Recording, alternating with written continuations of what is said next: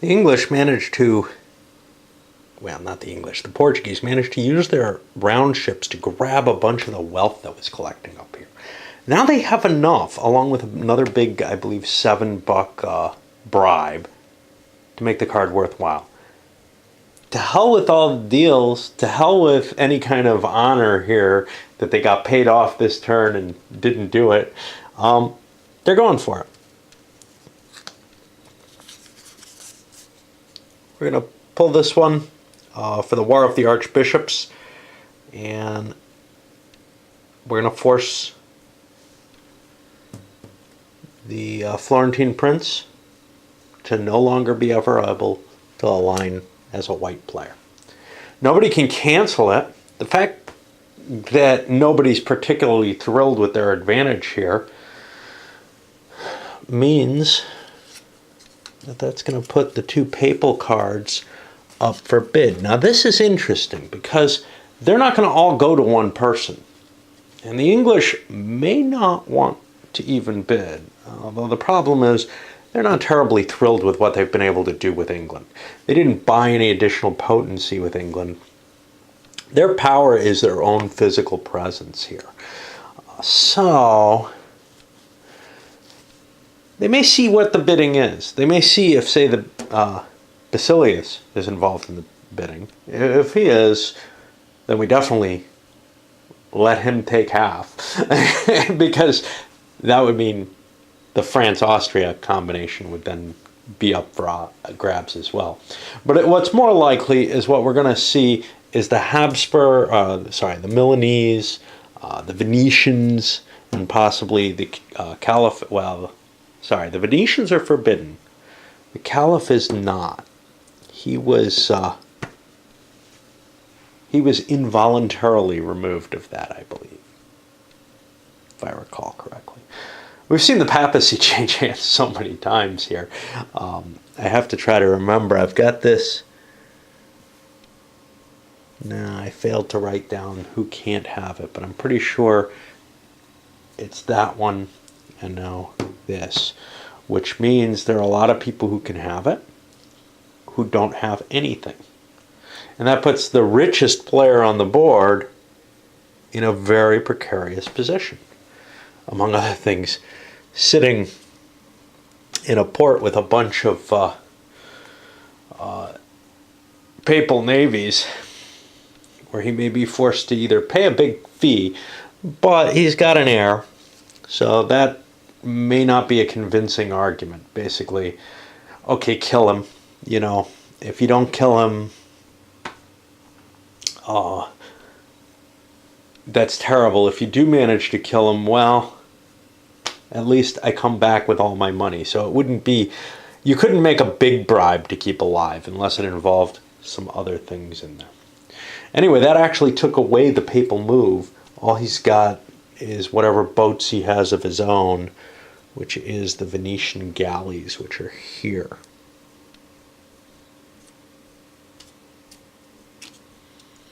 And I'm going to, I can't sail them in here. This is all white. Oh well. I do have some troops of my own.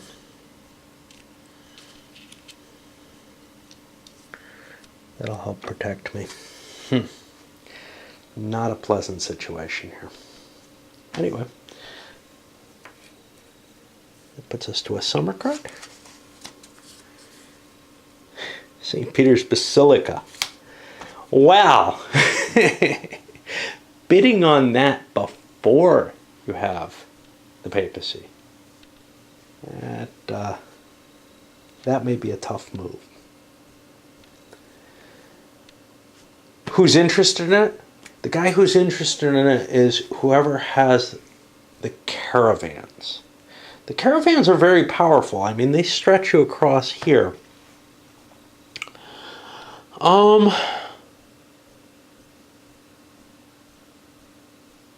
Well, there are two people who might bid on it.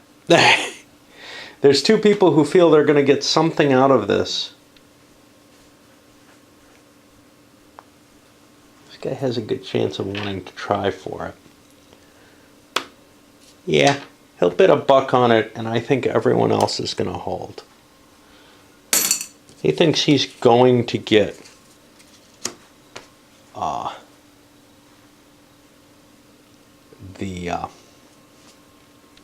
the rights to it, and if not, it's only $1. He can not pay for them, and it goes up for auction again next turn, or he could try to auction it off to whoever, or just sell it to whoever will get it.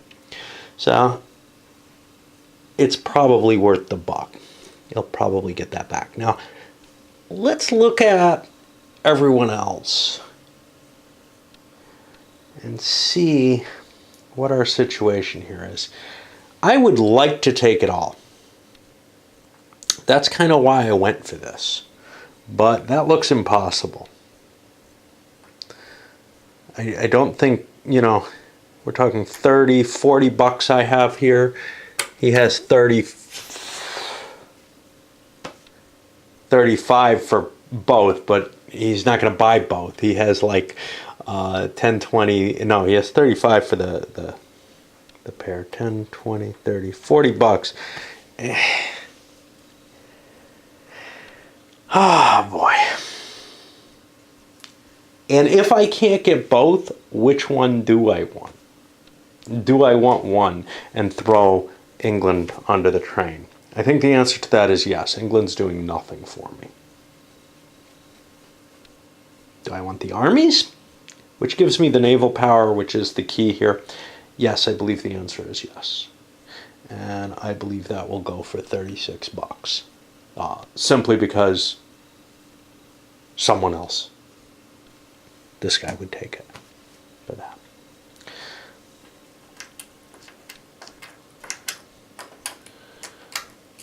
All your money. Game ends now, you lose hugely.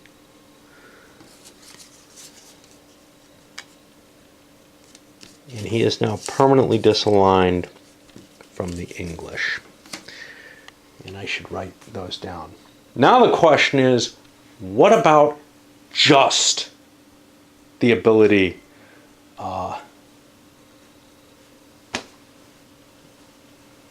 to run the economy of Rome? You're probably going to be able to get some kind of value, but it doesn't look like much. Here's why.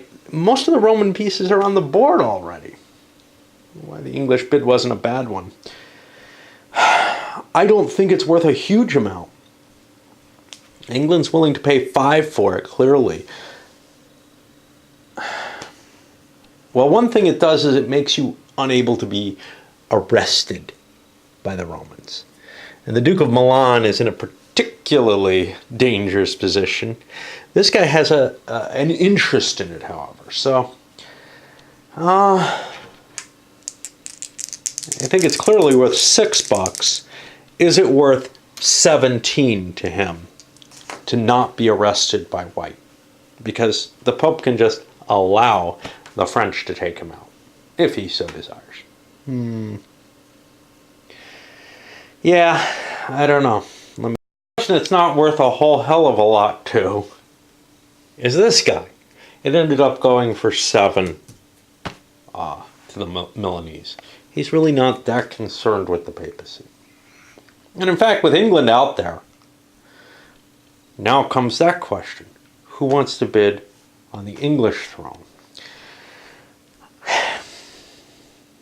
What power does England give? It gives you could donate money to England and build stuff. That's something that the Portuguese did not do. It would have been, they could have donated a huge amount of cash and built a fairly substantial fleet, army, whatever, for the kind of cost that they could put together for Rome. But instead of being the preeminent power in the world, they would have still been weaker by far than either of the two empires. So this was the play for them. There's no question about that, even though they don't get the whole of Rome this way. The other side of it, though, we've got a number of people who could go into England. We've got our Medici, the Sultan, hey, you know, if you can get a card for $1, it may mean something sometime. I don't know. And our Venetian dodge.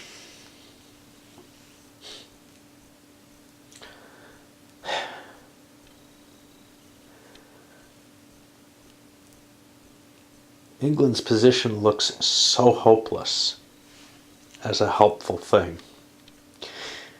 All right, the advance of projects caused all kinds of wheeling and dealing to go on. So, for example, the Ghent Guild was traded in exchange for, geez, I don't remember which thing. I think this Milanese Piazza del Duomo, which was in his favor. Now, he actually paid some cash for the exchange because this actually is likely to be useful, but maintaining it would be difficult. So I think he paid like $3 and then another $3 to push it forward, plus gave the Ghent Guild. Over here, St. Peter's Basilica was pretty much bought out for $1. This guy was like, man, if I didn't buy it, it would have just disappeared and you would have lost something. But that's probably reasonable because he had to pay $2 to the wrong player, to the Curia in order to fund it from Roman money. So he essentially funded most of it himself. But by putting the money in a bribe, it was fully funded from that huge Roman stockpile. Here, again, holding steady on this, but put the tin mine into place. We had another exchange somewhere. Our new red player here got something else. The University of Vienna, he traded that for Bologna.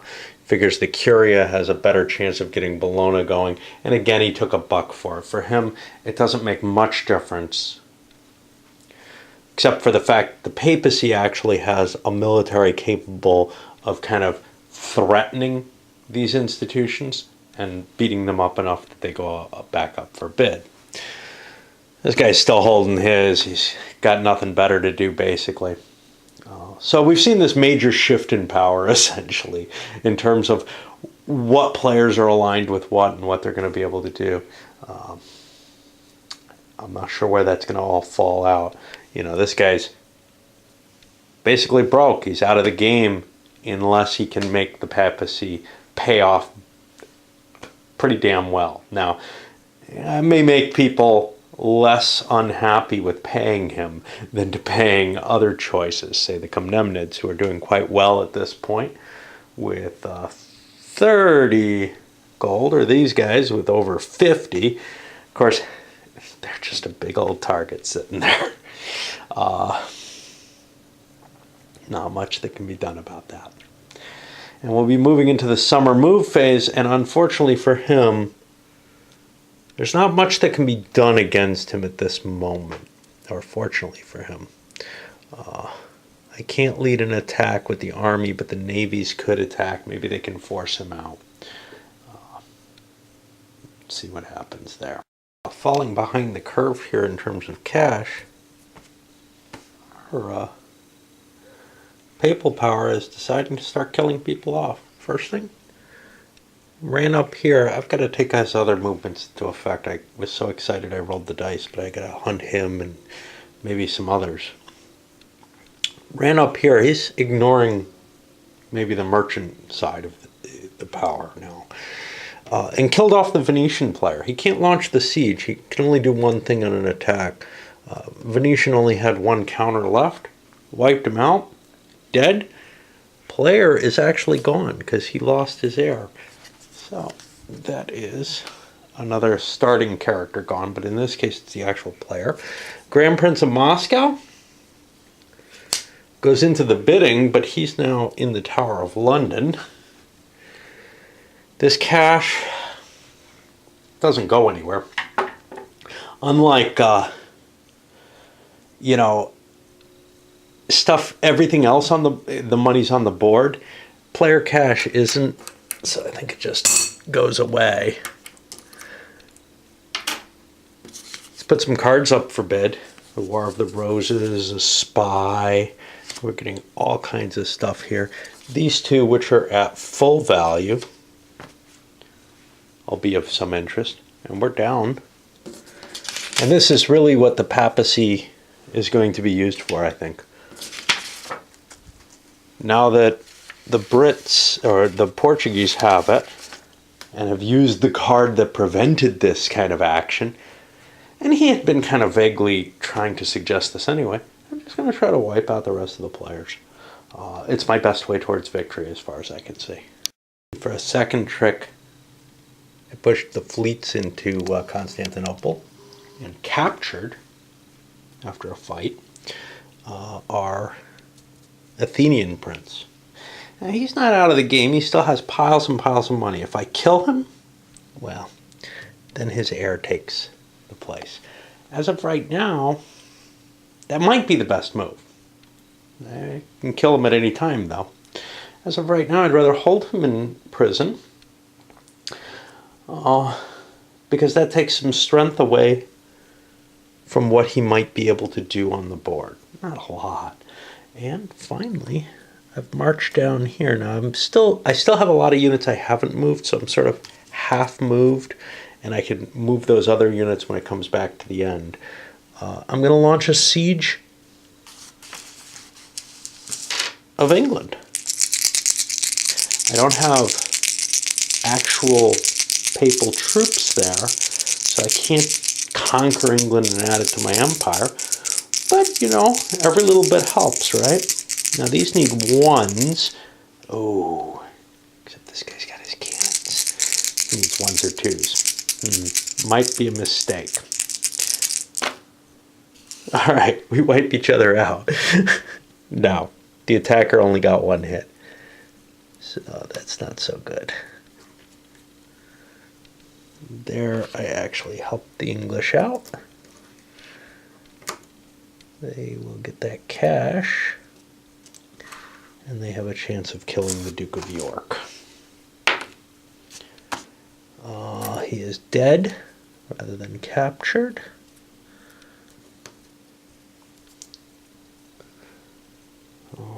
He goes back to York, and is removed from here and put up on the bidding block. Probably not too useful for the Portuguese player anymore anyhow, so it was worth a risk, I guess. All right, now that puts me to someone who no longer exists, to the condemned, to see what he can do. He knows he's next in line here. The Pope's waiting to kill him or capture him. Well, Portugal's desire to try to finish the game by killing people and hints that they're not going to supply stuff. For example, that they don't want to get the Comnenids getting more money, although the Comnenids have more than enough to keep refreshing their troops while they're there. Their leader is here, and the cash is with him in a sense.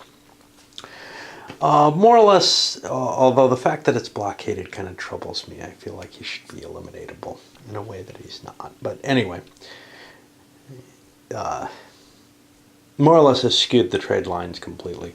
So the papal trade lines, you can see these are papal aligned troops moving into Austria. That's to feed.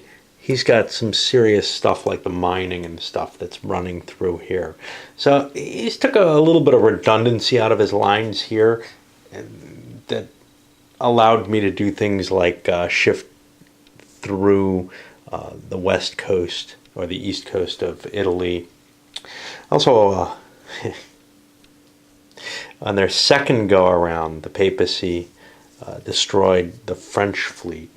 And they've got their own setup to get goods coming from the Far East, coming from their voyage of discovery, right? And that'll pump some money into the Portuguese. Everybody's pretty much wants to avoid using them if they can help it. But the problem is, well, there is a silk trade route coming through here. There is not a slave route coming from here, which means those mines are going to be in trouble. We got the French kind of pushing down through Spain in some vague hope to get here. They don't really need all the caravans that they have, or they need more. So the card for the turn is a whole bunch of shit because of dead people that's going to be up for auction. But the card for the turn is diphtheria and smallpox. I'm going to be rolling for each character on a 1. It'll kill any CM or L card, which includes the player themselves. So we can see some destabilization there, and that's going to put it up to the ending die roll is just a 10. That can be very bad news for the Portuguese. That caused problems. Not a lot of people died. Hit the condemned hard, though. They lost Lord Whitesheet, who they just bribed to get out of prison. But they also lost Charles VII. Now, he doesn't have an heir, unlike many of these. The Pope doesn't. He has the Dauphin, who, because of the chaos in France, doesn't have quite the stature of an heir. And at this point, it's time to figure out who is going to be the King of France. And we also lost the Great Counselor. This is a weird situation because these don't have heirs either, but I always just put these back up for bid. Usually, it's whoever's the king that you want to have them bid. But before we go to bidding, we got to deal with this king here, and we got to count up who's got what where. So over here we've got a level 3 lord. That gives him 1 point, basically. And this is the Duke of Milan. He doesn't have troops in his favor. It would be impossible. So the Pope has the right to crown someone, essentially, and give them an extra point there. He can't crown, he could crown one of his own people, but then if he ends up as king, he disaligns with White and loses the papacy. And clearly the papacy is the more powerful of the options. So I don't think anybody has, okay, this is not noted as blue. Is the other, we lost the other queen too. Yeah, she has a title which would come to someone, but hers was black, so she doesn't go. She was lost in that. The Burgundian princess does not come with any title. So we end up with kind of a weird situation where I think a lot of people are going to have a point or two. So this guy, I'm not going to worry too much about him. He's aligned with the, well, he's more interested in the French. So if he can become King of France, he'll ditch England. So he's got 1 vote as well. Nobody's got any troops in French territory. Does French territory include Habsburg territory? Sure. Nobody's got any troops in Habsburg territory either, though, so it's no problem there. I'm not going to worry about the English. They're not interested in this, but they may use the Pope to give somebody a boost. Over here, we also have 1 vote. Now, someone like the Duke of Burgundy has a vote, as does the Dauphin, just by nature of their blue value, but I would rather have my own dude be king. And then we have the Sultan, who, believe it or not, has a vote, has a point towards this. Not really a vote, but a point towards it. I don't think anybody has a second point, unless somebody has a spy card with the color.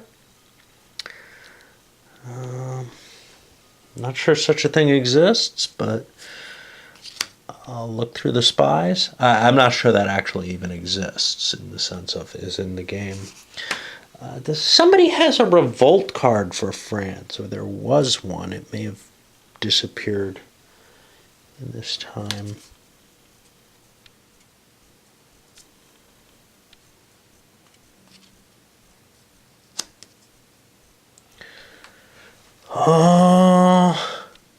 I don't see one. So it looks like it's this massive tie. And it's a hard call. You know, who do I want to elevate? I certainly don't want to elevate one of these two. But it might be interesting for me to elevate the Sultan to King of France and Habsburg Empire. I've got to give it to someone. Otherwise, it just ends up a dice off. And if people are willing to offer me bribes, but bribes mean nothing to me, I could give it to someone else. I could give it to someone who's up here and force it to go to a bid. That would be an interesting option. Do we have anyone who's got a blue claim?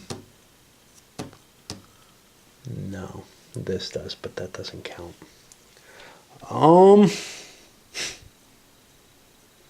I could, of course, grant it to one of the blue claims here. That would keep it in the Comnenid hands, which doesn't seem terribly bad, but it also doesn't seem terribly bad to elect the Sultan as the king outright. Yeah, let's make the Sultan the King of France. Hey, the Pope was always kind of his buddy anyway. Now this is just removed because he is the king now. And he actually is elevated to stature 4. We take the King of France marker. For some reason I have the heir there. And we move him way over here to join these Mamluks. Whoops. Weird shit. Alright, now I got a huge bidding round on all these cards coming up. Very little could be prevented. Without the player who controlled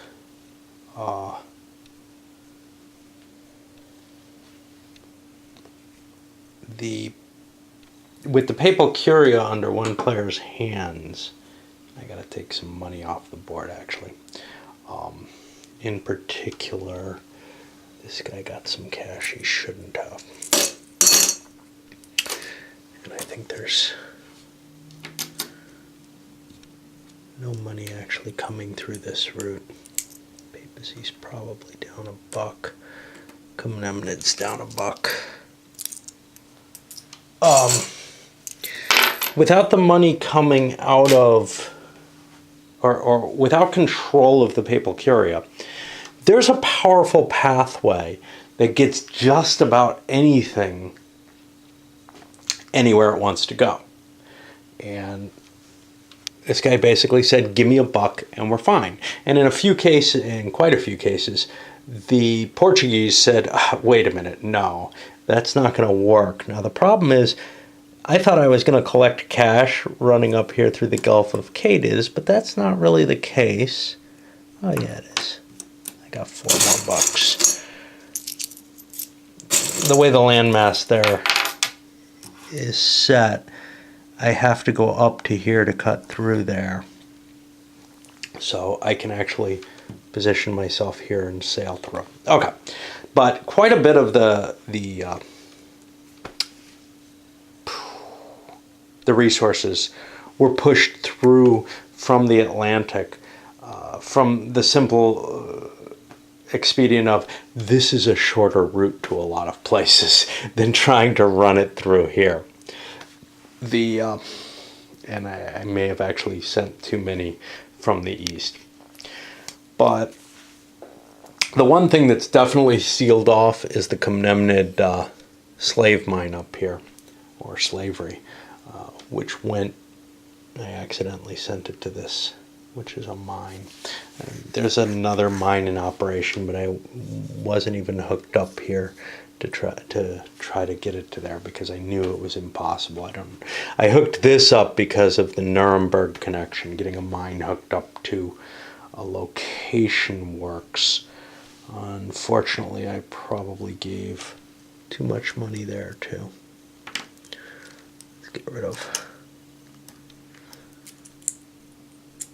because that should have just run right down from there, as long as the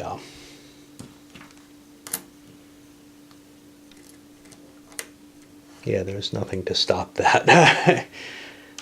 Nope, I lied. There is something to stop that. The something is there's no caravan there. Tired and screwing things up, but none of that really matters too much.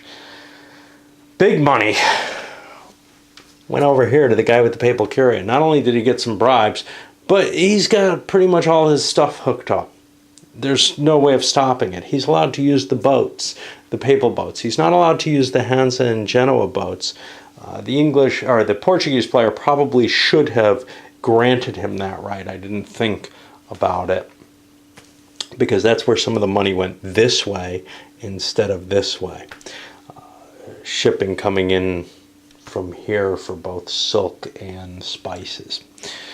Now we're on the storms, and I've got some more papal money I failed to get into place yet. And then we go to the final land move, and we may see things getting pretty close to the end here, though, anyway, just because of the military power the papacy is throwing into play finally. Hey, it's done. Not yay for the papacy, but a big 11 on the turn roll. That's the end of the route. And what we have as a victor is the guy who held the papacy for the long period and collected up a lot of money. He's not really collecting too much right now. This doesn't work. He's not the person who's hoarding up collections off of his edifices. But he has the overall advantage from those trade routes that he had set up and made such a profit off of for so long, especially since he was able to run them through two of his cities usually that were producing, you know, he'd get a bribe of $1 from people and then $2 more for the delivery. Usually when somebody has an arrangement like that, people are like, well, let me travel for free because you're getting about as much as I am off of it. But in this case, he was able to get away with that, in part perhaps because he was expected to be giving half the money to the English. They spent all their money on becoming the Pope, trying to win the game through a purely military victory. That's definitely a kind of tiresome way to play it. The more you do the military in this game, the more painful it is, in part because of the horrible graphics on the whole thing. I'll come back with a review. I don't have a lot to say about this particular episode of it, except that, wow, this was, you know, right from the beginning it kicked off into a violence that I'm not used to in this game. But in some senses, I think that's more because I'm unused to the game. In earlier playings, I would always be feeling things out. And this one I saw that quite clearly, wow, not on the first turn because there's a law against it, but on the second turn, all those navies can take out the Ottomans real quick. And, you know, that just started this snowballing where, there was another empire that didn't have a lot of land troops. It had enough galleys that could have protected itself, but they lost them early on. And, so we just had this monstrosity throughout the Mediterranean of the papacy. And that monstrosity dictated the game in a way that I'm not used to. In some ways, you may not want to. Well, so the Spaniards screwed it up. They could have defended themselves. And they went and took the Ottomans out. But there's no question that the papacy with 4 galleys has an equally good chance of taking the Ottomans out as well. I feel like in order to balance the game a little bit, you probably should give the Ottomans more than they start with, which is nothing, basically. They start with a camel. In one turn, they can put 2 military units down. They get taxation on the first turn of 11. That lets them put 2 down. That's not enough to guarantee that the boats aren't just going to sail in and hit you. Unfortunately, I built boats, I think, with them, which was a dumb move. If you build troops there, it forces it to a siege, which makes it less likely. So, that, again, maybe I actually played it better before. Maybe prior games, I realized what I had to do there. And in this game, screwing up made the merging of empires happen a little too quickly. Historically, that merging never happened. Usually in games of this, I do see it happening. Maybe not to the extent that we saw. Oh, never to the extent that we saw with this one. But quite often there are definite issues there. England is a really weak choice. France is another weak choice. And the players knew this at the beginning. That's why one of those choices wasn't picked at all, and the other one was picked largely just for the galley ships, thinking that I could, or the round ships, thinking that I could dominate at least part of the Mediterranean trade with that. But you can see it's really tough when you don't have the trade lines running through your country. You got to get troops into a place to position them, and England's not in a position to do that. The most powerful starting countries, well, 3 of the 4 fell into essentially one player's hands for most of the game, and that just really skewed the experience tremendously. Usually there's a little bit more balance going on than what we saw there. All right, I'll send this one.